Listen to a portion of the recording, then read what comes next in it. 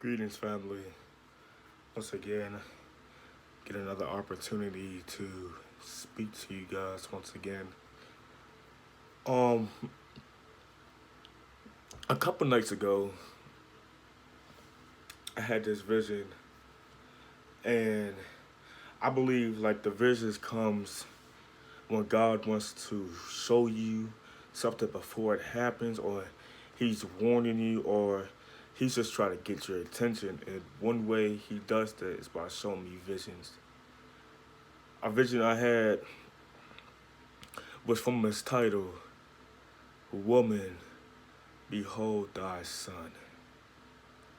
Woman, behold thy son. As I've taught before, I am the son of deceased Derek A. Gillespie and Monica R. Green. I am the youngest son out the original three. Now, the second half, I'm the third oldest. But I found this topic really soothing because God was reminding me that things is about to go back to where it should have been. The vision was I was real young. I would say like 5 or 6. I was real young. And God, He was teaching me that there's going to be a time that I'm going to be presented back to my mother. When I say presented back, I mean the connection will be back to where it should have been a long time ago. When God, He showed me this vision, and He showed like the younger me, I, I was confused. I was lost. I didn't know what was what, like, because I did not have the peace of assurance that I needed to grow in life. I didn't have that peace. I didn't have the opportunity to look up to my mom and ask her, why me? Mom, that's the one big dream I've always had growing up, is to look up to the eyes of my mother and be in the arms of her and to really just feel her heartbeat. That was my dream. Is to hear my mom tell me what's right to do, what's wrong to do. My biggest dream was to have my mom teach me how to drive, go walking, go talking, like have my mom as somebody I could come to time after time, day after day, second after second. Me growing up, it was hard because that was never really the case because the devil, he really used his evilness and his toxicness to mess up God's plans that He had. But I'm also reminded that there's a reason that God had everything put in order that He had it. Like everything happens for a season. Like your pain is for a season, your joy is for a season, your enemies is for a season, your friends are for a season. Everything is for a season. But the dream felt so real. And I believe the first couple times God has shown me a vision is to get my attention that this is reality. This is not a game. He's actually in the business of doing the work and they get my attention and allowing me to know that He's about to shake up the atmosphere. So He was showing me, me, little infant me. He was showing me what life would be if I had my mom. One, it would have been easy. Of course, we would have had some rocky path. We would have some stones to climb. We would have had a mountain to climb. We would have some heartaches. We would have had some tears. We would have sweat, bloody tears. We would have did all that to get to where we need to be. Cause nothing's easy. But he would show me what life would have been. What life would have been like. No. So I was real young, traveling through life, growing up with my siblings, growing up with my mom. You know, had my dad. You know, things was right, was perfect in my eyes. Like I had everything that I could ask for. You know, but then that dream got more, like more. It got cut down more after more. I would think about it, and God was letting me know that dream that I just showed you can't be reality, because if it wasn't for not having your mother, not having your father, not having your siblings, if it wasn't for you going through this, going through that, if it wasn't having people thinking of you the wrong way, if it wasn't for people cussing you out, if it wasn't for people emotionally and physically attacking you, if it wasn't for the pain and suffering that you endured, you will not be the man that you are today. But it got to the point, I got old in age, and God, He had me return home to my mom. And it felt so real that I was walking this journey. And at the end of the journey, my mom is waiting for me. She has her arms open wide. And God's presenting me back to her. Woman, behold thy son. This is the son that has been crying, been suffering, been dealing with hell, been dealing with thoughts, been dealing with demons, enemies, been dealing with so-called friends, frenemies. Woman, behold thy son. And like at the end of this road, God is letting her know, like, this is the peace that you need to surpass in your life. This is the peace that you need to have a clear mind. This is the peace that you need to feel forgiveness. This is the peace that you need so you can breathe and you won't feel like you're having breath dissected out your body. This is the peace that you need. Because the road that I was going down is for the purpose to get myself together and to take what's rightfully mine. But not just to take what's rightfully mine, but to get back to my mother. That's what I think these 20 years is all about.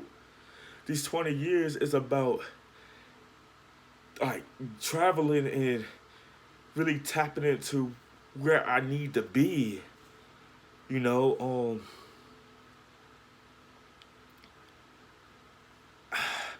I ask God daily, why couldn't I not start out with my mom? Like, I would have loved it. But see, if it wasn't for me not going through that, I would never have been through all of this. I would never have my third eye open. I would never have been woke. I would never have had the strength to tap into my spiritual side. I would never have had the strength to really realize who's for me, who's against me. Like my mother, she's the the peace that I actually do need, because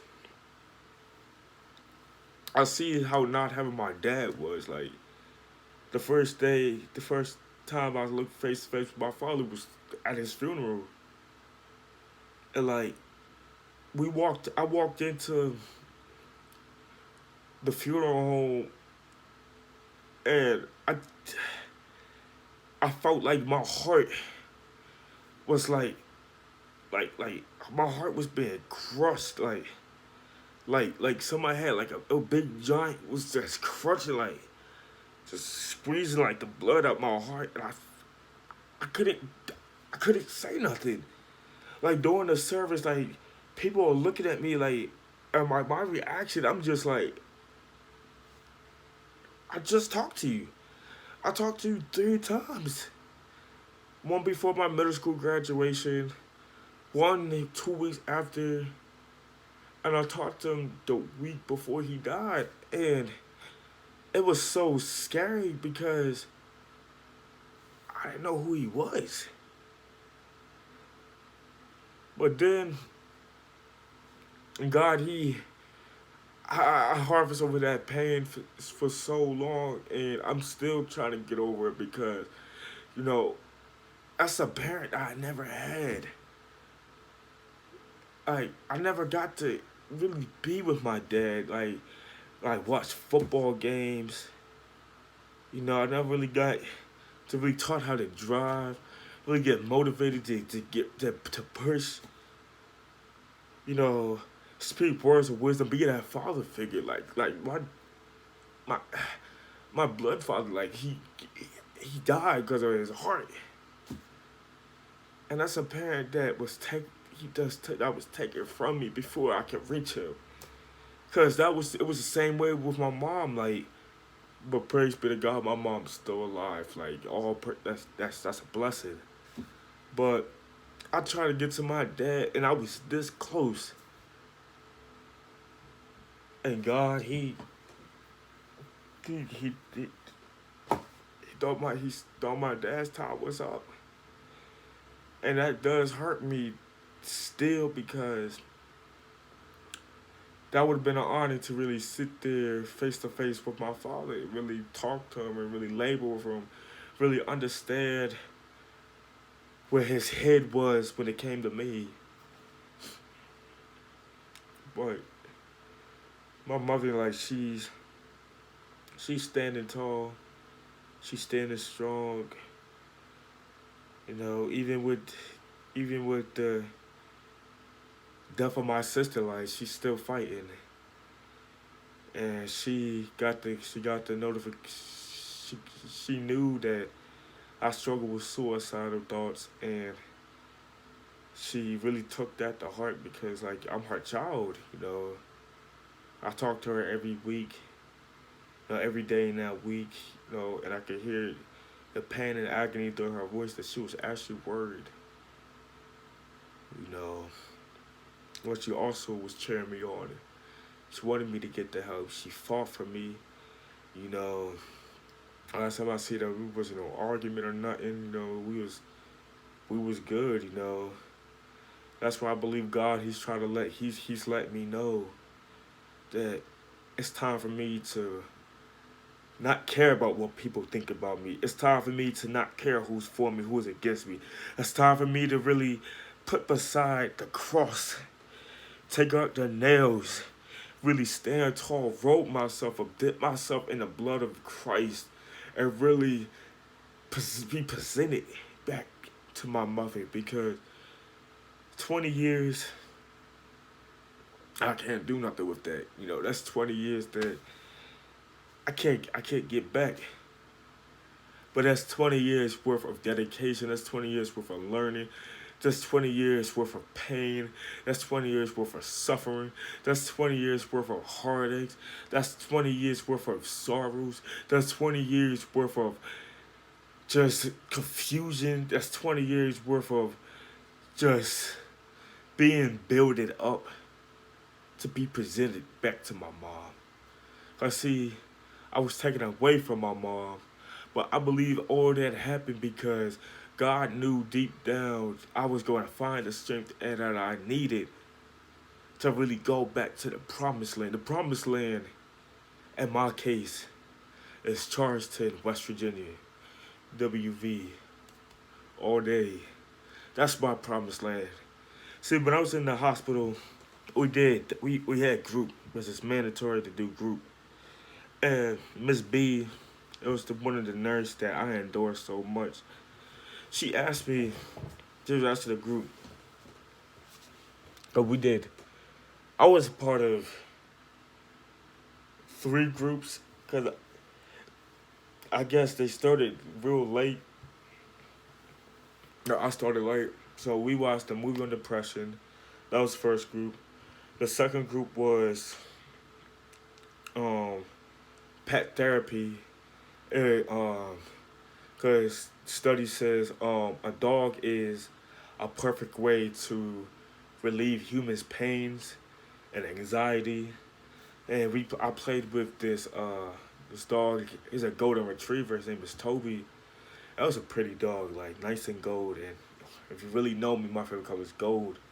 So I enjoyed that. Then we did a third group, and shoot, one and part of uh, the class, she was asking us. She was like, if you would just close your eyes and clear your mind. No, close your eyes. I think about a happy place. The happy place I said was back at home. You know, chilling with my mom and sister. You know, just talking about life. You know, just sitting back, just talking. You know, and everybody was like, "You don't want to go on vacation?" I was like, "No, that's my happy place." You know, just sitting back. You know, at the table. You know, got my mother and my sister just talking about life. You know, that's my happy place. And God knew deep down that I was going to return home, and but I needed to mature myself. I needed to, you know, find that strength. I needed to grow up, because that's a lot of things. That's something I have not learned for a couple of years, is to really be accountable for my own decisions. You know, to not let people's words get to me. See, if I give love to you and you give hate to me, just because you give a hate to me, that don't mean I have to give hate to you. Because see, if you're giving hate to me and I give hate to you, that don't makes me any type of difference than you. Because that makes me just like you. Because I'm stupid down to your level. So it's some learning I have to do before I get presented to my mother. There's some learning and some maturity I have to do. I have to learn, like, when people are rude or people spit on my name, when people talk about me, I don't have to feed into the negativity no more. When people say I wouldn't be nothing, when people say I won't be nothing, when people say I'm this, I'm that, when people make fun of my queen, when people talk about my queen, when people make fun of my mother, I don't have to feed into it, because the Bible says in the book of Galatians, you will reap what you sow. So if you will reap what you sow, why am I having vengeance towards you? And I know at the end of the day, God's going to take care of it for me. That's something I have to learn before I can present it to my mother. I have to grow up. I have to learn. I have to study life. I have to know what life is. And I have to understand life is not a game. That's when my third eye comes in. To really see what I'm dancing with. Because see, if you really know me, it's like a little joke. I talk about scanning. That's me saying to really see what I'm asking. Because some people, I have to double look. I have to double take. I have to really understand what I'm dealing with. So I'll be like, I gotta scan you. I gotta scan your archetype. I gotta scan your badges. Meaning, I have to scan who you really are. Because some people, they're real slick. They will cover themselves in a way, one way, and they will get me. I'm like, oh, dude, that's a nice person. And on the other side, like, I just gave you a compliment. You're a nice person. You gonna do me this? You gonna do this to me? But it's some things I gotta do before I be presented to my mom. But all praises to God. Prayers that um, my mom should find all power and knowledge, and she'll return home safely, open the doors, and find out all is well. I pray that she will just continue to be the mother that she is. I'm honored and I'm blessed to be her son. You know, it's a blessing because she actually understands how it is. You know, to, for us children, depression, anxiety, suicide, and all not have food in your stomach, really having to grind to get money in your pocket. You know, not have nobody to come to when you're going through something. She understands. That's why I give honor to her because I know she really understands how it feels, you know, to be a child, you know, and she doesn't judge, she doesn't make fun of the situations. You know, she doesn't have to make me do this, that, just to be happy. You know, it's a blessing. She has a beautiful heart. She's a wonderful woman. You know, I give honor and praise that God has given me a mother. I also just pray that the gates of heaven is continue to keep my father and my sister and all my fallen ones that have gone on to be with God over these last couple years. You know, I've lost a couple people, good people that due to suicide, due to overdose, due to just confrontations. Just praying for everybody. The topic is "Woman, Behold Thy Son," because I know one day, soon or very soon, God's girding me up to be presented to my mother. And the funny part about it is, when you are presented back to where you need to be, it's like all the years, it's like being crucified. Everything that you've been through, because that's what it is. Everything we go through, like all the pain and suffering, that's this is pretty much being crucified. We're crucified every day. But God, He was just letting me know that you got to find that strength to take the nails out, stand tall, keep your head up, keep your chest up, look your enemies in the eye and say, you won't win this battle. God already blessed me with a robe, and He's let me know it's time to robe up. It's time to be presented back to where I need to be. Once again, woman, behold thy son. Thank you, guys. I love you all. Thank you for tuning in. It's really appreciated. It's an honor. I get to have people who has been unsubscribed yet. Some have, you know, but those who choose to be asleep. But I'll just speak to you guys just to vent and just to help somebody out. Because like I said, I don't know who's going to do what. But this topic is Woman, Behold Thy Son. Have a good night, guys. Bye-bye.